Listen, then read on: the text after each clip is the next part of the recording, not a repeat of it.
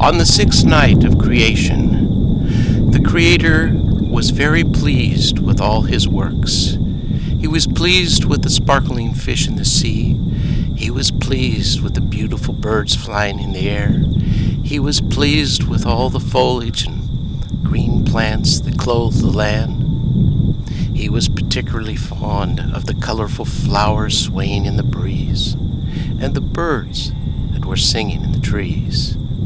How joyous and happy all of creation seemed to be. But then he noticed many of the flowers drooping their heads in overwhelming sadness.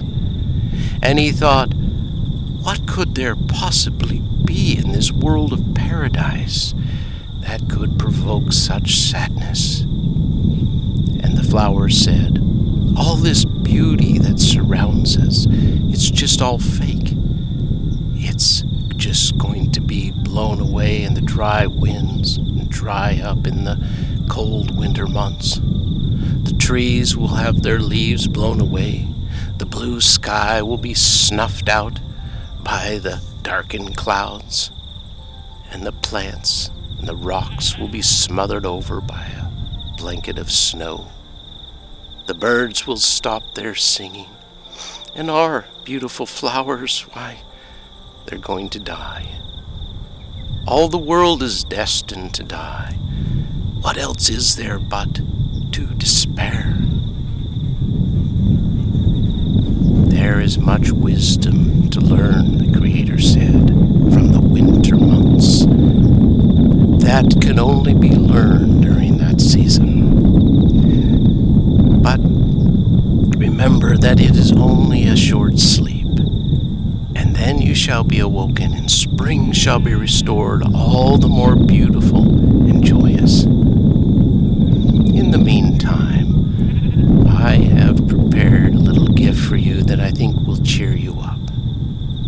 You see, long ago, I plucked some of the golden sunshine from the sun, and I collected some of the blue from the sky, and I gathered some of the green from the green leaves, and I chiseled out some of the reds and the purples from the rocks and crystals, plucked some of the orange from the petals of the marigolds, and I dug out some of the blacks and the browns from the soil, and I wrapped all of these up in a little package that I have now placed under your leaves, and when the little nest opens up, I think what comes out is going to cheer you. The flowers, they looked under their leaves, and sure enough, there was a little cocoon of some sort dangling from their leaves. What gift could this possibly be? Could it be a little toy, they wondered, that they could play with? Perhaps it was a little tool for them to cultivate their soils. Maybe it was a little purse for them to collect their seeds, or a pair of wings so they could fly with the birds. Then the little package began to crack open, and of all their wishes and guesses, nothing could have been more surprising than what was inside. Nothing could have been more pleasurable and satisfying than what actually emerged.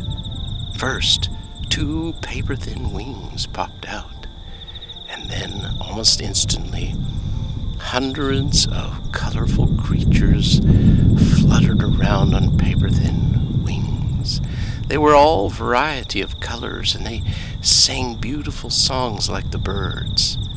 And they were like little fairies fluttering around in the wind, singing their beautiful songs.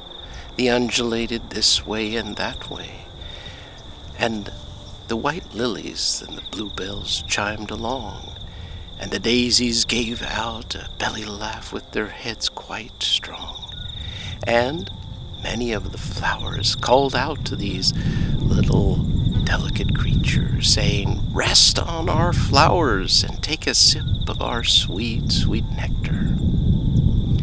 and the delicate, paper-thin creatures with their ticklish, dainty feet landed on the petals of the flowers, and in a moment of stillness unwound their little tube mouth and began to sip their sweet nectar tea that the flowers had prepared. How joyous and awestruck was all of creation with these wonderful little creatures.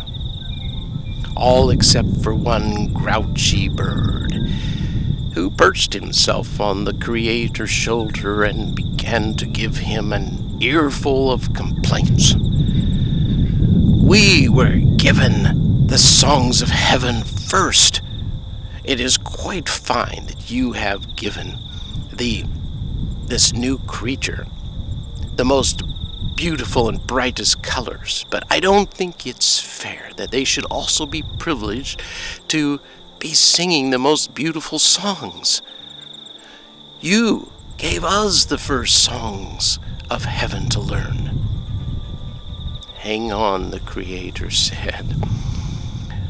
"My little friend, the birds weren't the first creatures to learn the heavenly songs.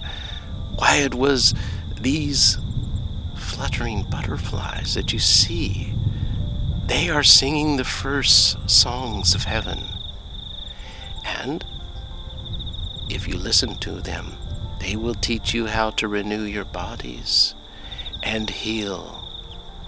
And even now, their exoskeletons have undergone many transformations until now they finally emerge into this world. They are here to bless you." But this did not satisfy the grouchy bird, and he went to get more of his friends. They swarmed around the Creator in protest, cawing and cackling and crowing, until finally the Creator issued a warning saying, "There is a law of heaven that if you're grateful for what I have given you, why then everyone will be blessed with more. But if you're ungrateful and even complain about what I've given you, why then that which I have given you shall be taken away." But the birds continued to complain and whine. They swarmed around him, yakking and cawing all the more, until finally the butterflies stopped singing. And from that day forward, they have never uttered another word or have sung another song. The birds were finally content, and they flew off. But the flowers were deeply saddened, and they once again drooped their heads and wept. They called out to the Creator to forgive them for their ingratitude, and the great tears of pollen rolled down the face of their petals and dropping to the earth in the soil below. The Creator was moved with compassion, and he said to the flowers, "I am very sorry, but I cannot bring the songs of the butterflies back. It is an irrevocable law of heaven. But I will create a new creature from your very tears. And this creature will have the power to make from your nectar a healing balm that will be so sweet and delicious, it will remind you of the sweet songs of the butterflies. These creatures shall be known as the bees."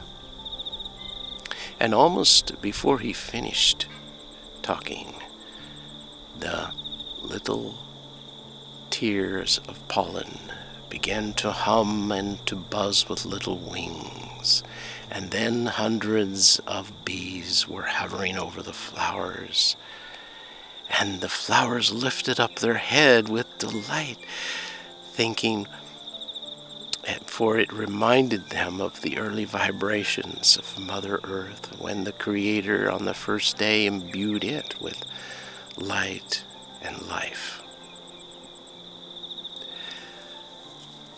The bees then politely asked the flowers, "May we sip some of your nectar with the butterflies?"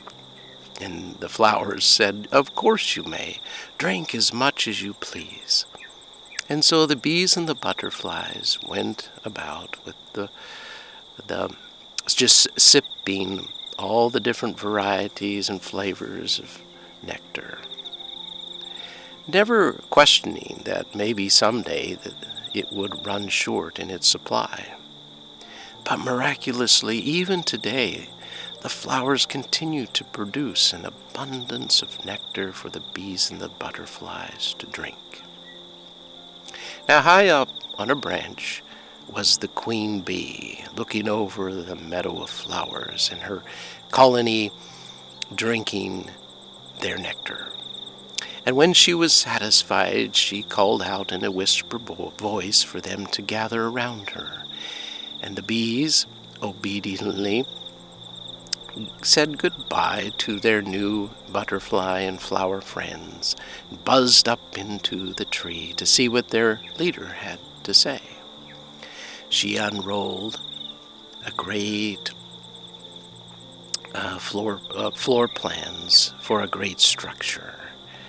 She said, "Playtime is over. It is time for us to work. This will be a hive. It will be our new home in this new world. But we must construct it on our own." And then the queen bee assigned out all the different tasks for the bees, and they all worked together to build their new home in this world. And all of them helped each other turn the sweet nectar of the flowers into a gluey, sweet honey that was so delicious to the taste that they could not stop eating it. It filled their bellies up so much that it started to bleed from every pore of their skin. It poured out as little white, flaky wax. And then the bees took the wax and they began to shape it into little walls that they would use for the six-sided cupboards of their new home. After they completed one of the cupboards, then they joined to it another cupboard, and then to that one another cupboard, catching them all until there was a great honeycomb of cupboards. Each one then was filled with the excess of the sweet honey, and then sealed over with a doorway of wax. And today, this sweet honey and the honeycomb is known throughout all of creation to remind them of not only the hard, industrious work of the bees, but to also remind them of the sweet nectar of the butterflies, and more importantly, the healing songs of the butterflies. Now, the Creator continued on the sixth night, reviewing all the seasons and the climates on earth. And he said to Adam and Eve, "Let us prepare the earth with suitable habitats that for the abundance of large moving creatures upon the land. And let us, and every creeping thing that creepeth upon it. And by the word of my power I shall bring some of them upon the earth, so that they may live in the prairie grasslands, and others I shall place in the mountain forests, and then some I shall place in the dry deserts, and others I shall place in the wetlands, and then still others I shall place in the warm tropics, and then others I shall bring to the cold tundra." Now, if you recall, on the third day of creation, the Creator blessed all the plants, that they should be fruitful and multiply upon the land after their own kinds. But unfortunately, the bees and butterflies were not available to help in the pollination process. They had to rely exclusively upon the wind. The wind was more than happy to oblige. It went about running and dancing with its silent paws through the prairie grasses with glee, and it jumped up into the airy trees and twirled around with laughter through the bushes and shrubs. It purred and whirred its way through the meadow flowers, giving each of them a gentle kiss. And the flowers were more than content and happy so long as the wind remained gentle. But unfortunately, the wind is easily swayed by every seasonal and weather change, and so in one instance it was being aroused and woken up into a blustery whirlwind, and in the next it would withdraw into dreamy sleep, making it utterly useless for pollination. And so when the bees and the butterflies were brought to the earth, the flowers parted way with their friendship with the wind. They said, "Go away, wind, go back to the grasslands where you belong. We have the bees and butterflies for our friends now. We cannot rely upon you to be gentle in your play." Well, the wind, feeling quite rejected, turned around and forlornly whirred and howled his way back to the grasslands.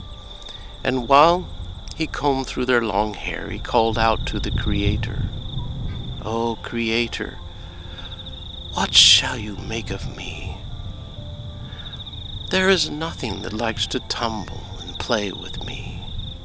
You made the fish who love to play with the water, and you made the birds and the insects who love to play in the light and air. But nothing likes to tumble and play as hard as me. What shall you make of me?" "Be patient, wind," said the Creator.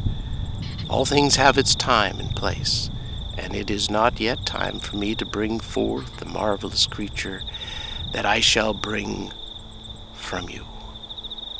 Remember, though, that you have always been my reliable messenger, and without you, none of my other creatures would be able to amount to anything, for they would be unable to hear my still small voice. It is you that bring the warmth and the imagination to the hard stone and land, and it is also you that bring the courage and the strength to the flimsy blue sky. One day I shall bring forth from you a powerful creature that all my other creatures shall bow down and honor."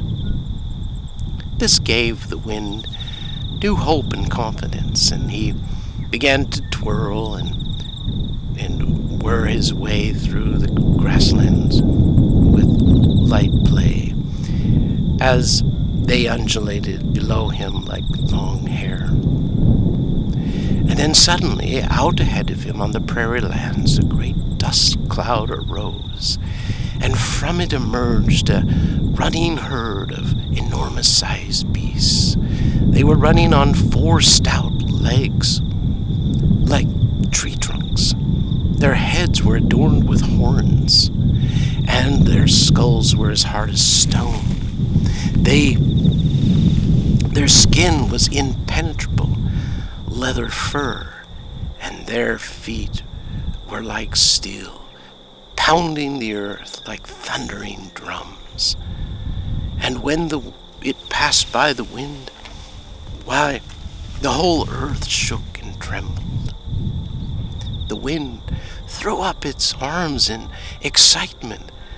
"Surely," it said, "the Creator has made a creature as nimble and fast as me."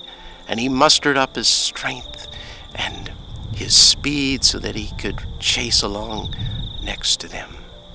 And then suddenly a second dust cloud arose, and from it emerged a second herd of running beasts.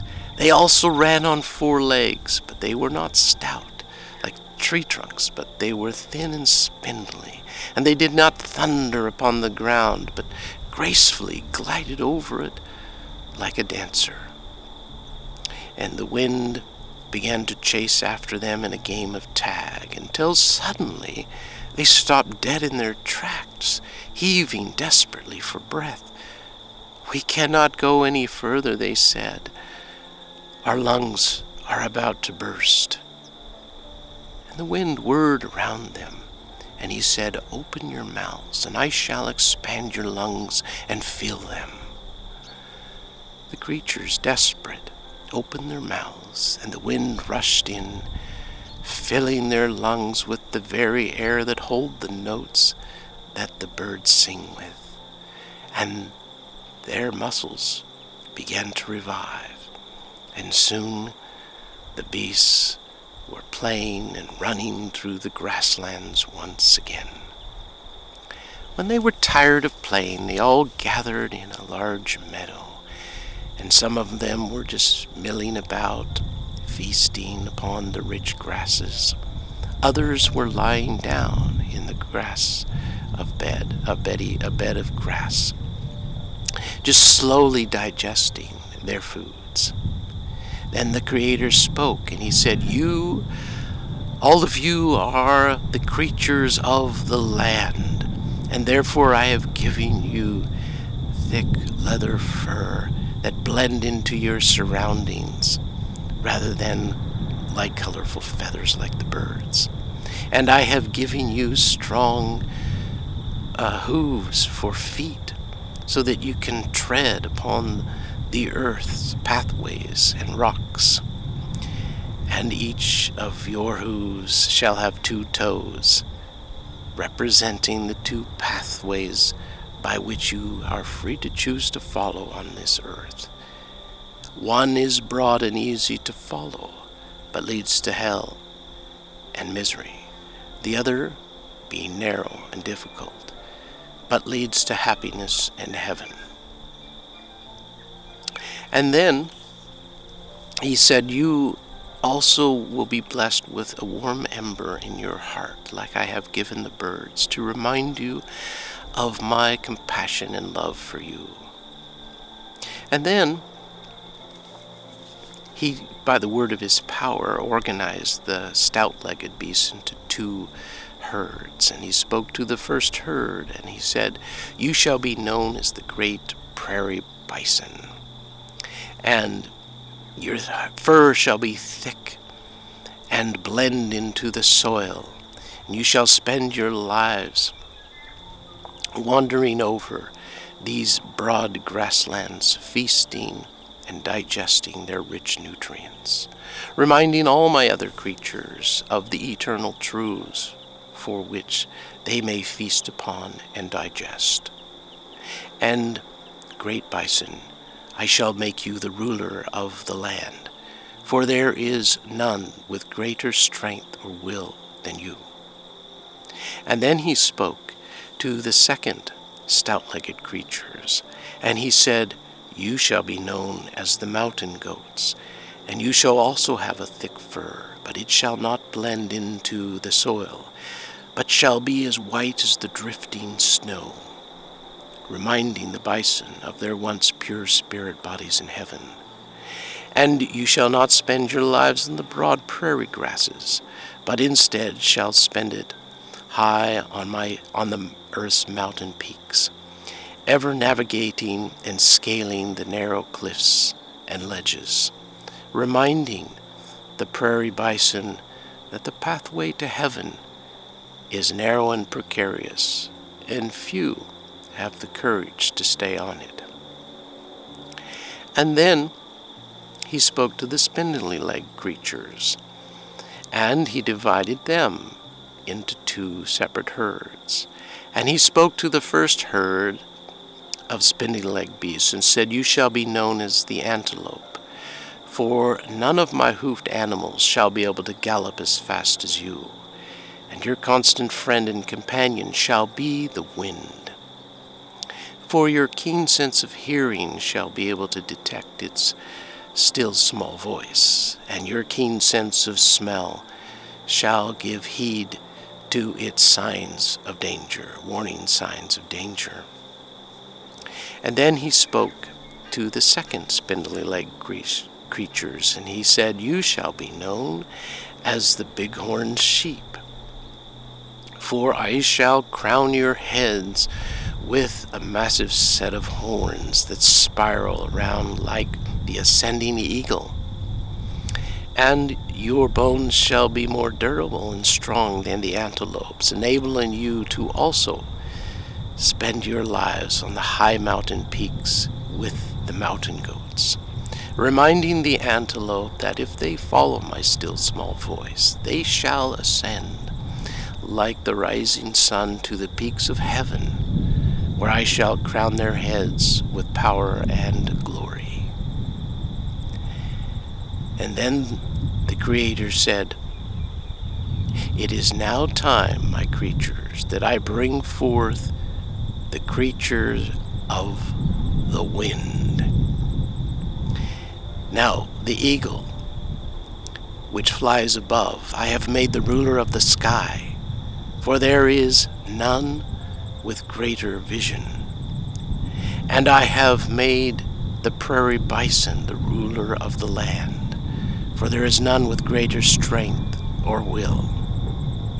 The creature that I shall bring forth from the wind shall be as flighty and keen as the eagle, but shall be also as powerful and strong as the great prairie bison. The creature of the wind shall run even faster than the hoofed animals, but they shall do so on silent paws, as stealthy and keen as the night owl, and their bodies will be aerodynamic like the fish and the birds, but shall have long springy legs like the antelope. It shall be able to, from a standstill, spring up into a high tree, or as high as a swooping bird. From the wind I shall bring forth all the pod animals, the lion of the grasslands and savannas, and the wolves of the mountains. They all shall come forth from the wind, and the lion I shall make not only the ruler of the land and the skies, but shall be also the ruler of the seas. For he shall convey my voice so powerfully that it shall penetrate into the hearts of all my creatures, even as an electric storm sends chills down every spine. But, O wind, before I entrust you with this powerful creature as your playmate, you must prove yourself worthy. You must be able to pass through the 6 trials of faith, and if you endure them well, then your faith shall be made whole, and I shall entrust you with the pod animals as your playmates, whose voices shall reach the 4 corners of the world. The first challenge the wind had to endure was to traverse over and under all the waters of the earth. Now the wind was quite acquainted with sailing over the waters, but unfamiliar with the territory below it.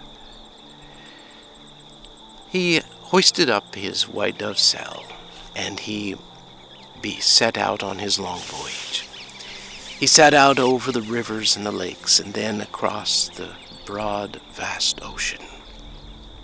But when he tried to force his way down below the seas, they mounted up their waves in resistance. They mounted higher and higher, and the wind got stronger and stronger until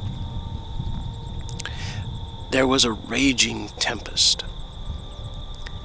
And when their fighting was over, the wind flung itself up on the shore lifeless and exhausted.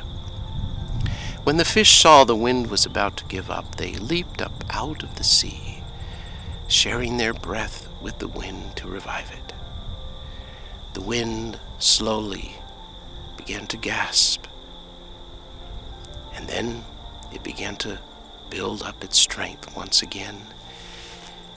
It built up into a small breeze, and then following the fish, it slipped down into the water, swimming to the very depths of the sea, giving the breath of life to all things. The second challenge was for the wind to pass through all the forests of the earth, only without letting the trees know. Well, it seems simple enough. The wind began at once to blow his way through the forest. But as soon as he did so, the leaves began to tremble and the branches began to cackle. The wind went through more slowly and gentle, but still the leaves began to quiver and shake. The butterfly tried to approach the wind to give it some of its advice, but the wind just blew him away, saying, "I will do it myself." But after many failed attempts, it was clear that the wind would need to enlist the help of the butterflies. He finally calmed himself and humbled himself enough so that the butterfly could approach him and whistle some wise whispers into his ears. Finally, and miraculously, the wind under the wings of the butterfly passed through the forest without stirring a single leaf. The third challenge of the wind was for it to pass through the coldest extremities of the earth without dulling its life. Well, the wind headed northward till it reached the headland of ice and snow. There was not a single green blade of grass or an outcrop of rock that was exposed. Everything was covered over in a blanket of white snow. And even the air was filled with frost and ice.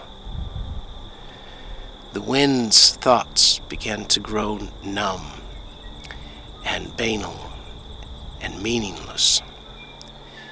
And when finally it was about to go unconscious, out in front of him through the blurry blizzard, he could make out some dark figures that seemed to be calling out to him. The wind staggered forward like a drunken man until he could get close enough to tell that this was a large herd of prairie bison who were telling him to snuggle up into their fur. The wind, desperate, snuggled up into their fur and against their warm bodies. His thoughts began to warm, and his imagination was enlivened once again, enabling him to pass through the coldest regions of the earth alive. The fourth challenge of the wind was to descend to the darkest and deepest depths of the earth. The wind sought out all the caves of the earth and began to dig down into their darkness.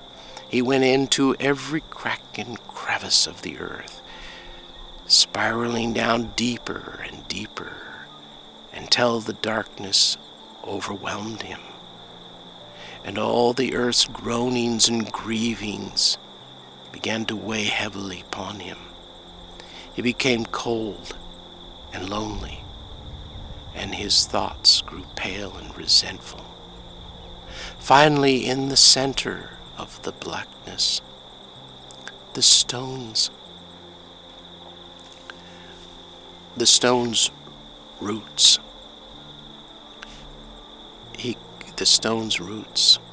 were flickering with warmth. And in the cold loneliness, the stone was glowing with solemnness.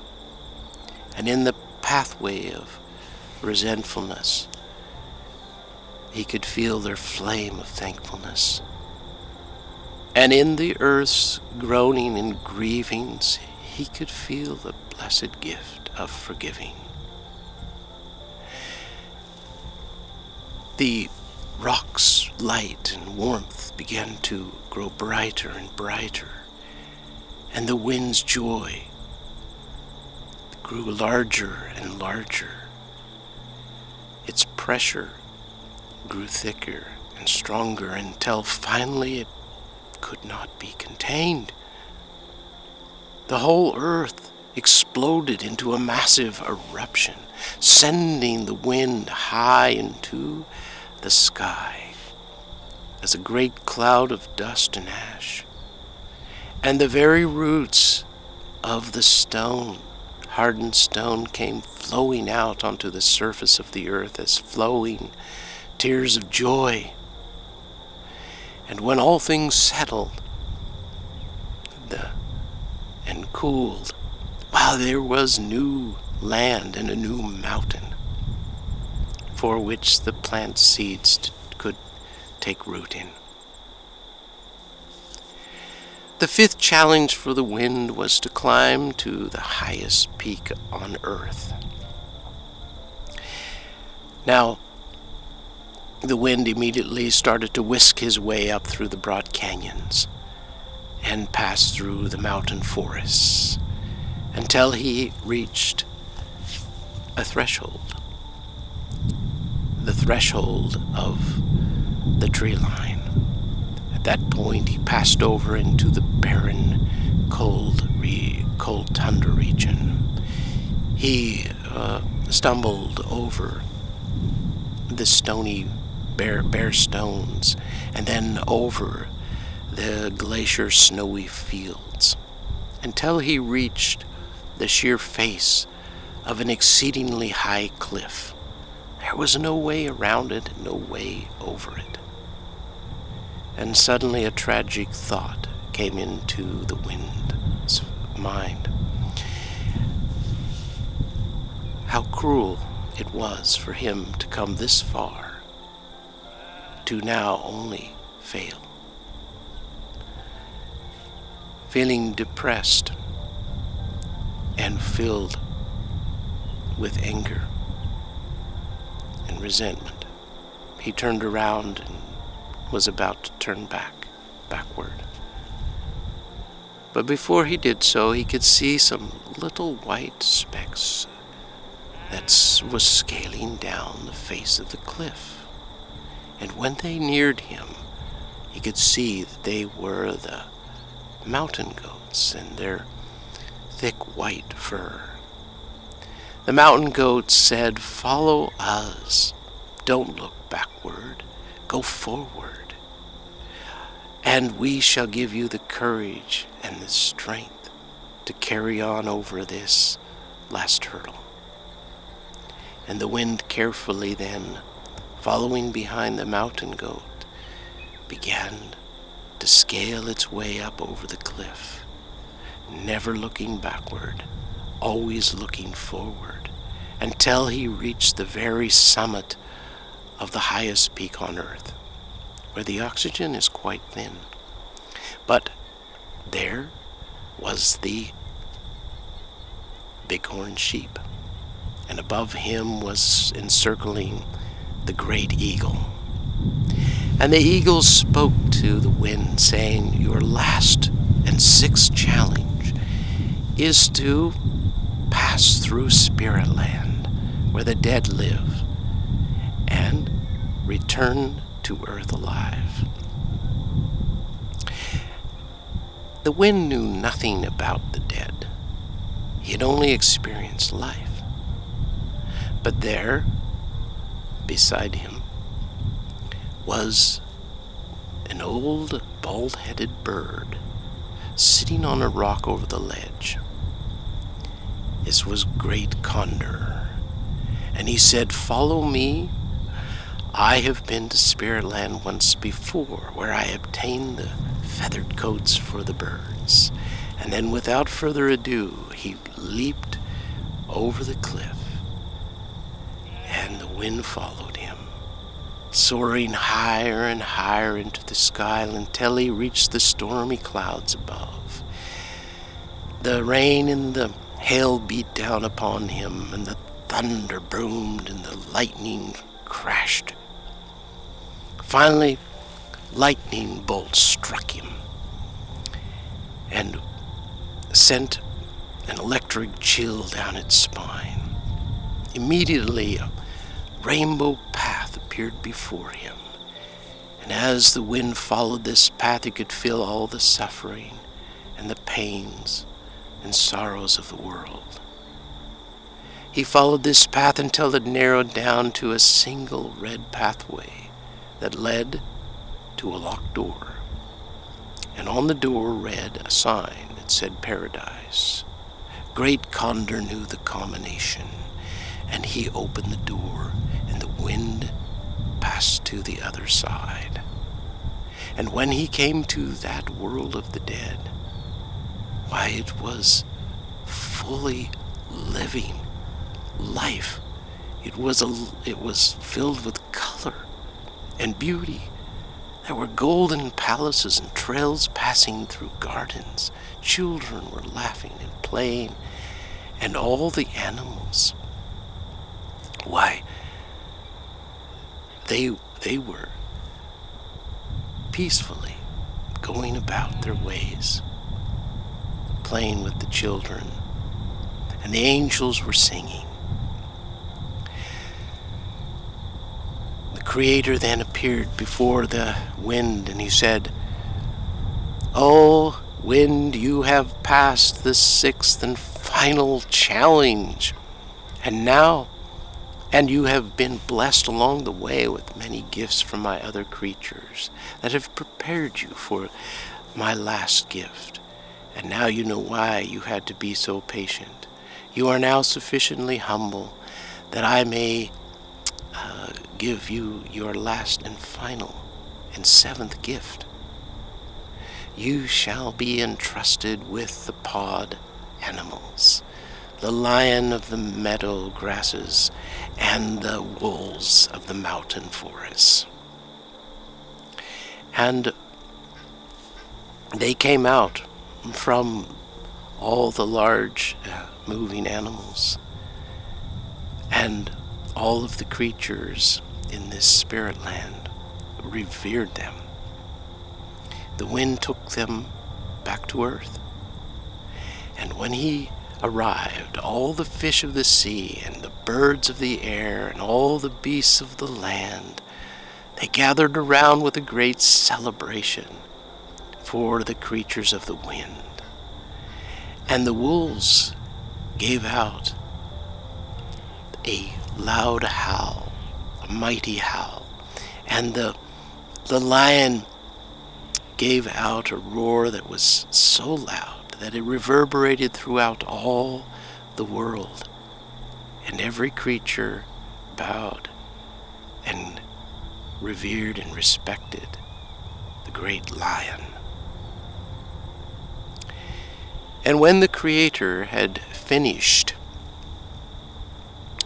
bringing forth all the creatures of the land, and every creeping thing that creepeth upon it, he blessed them that they should be fruitful and multiply upon the land after their own kind.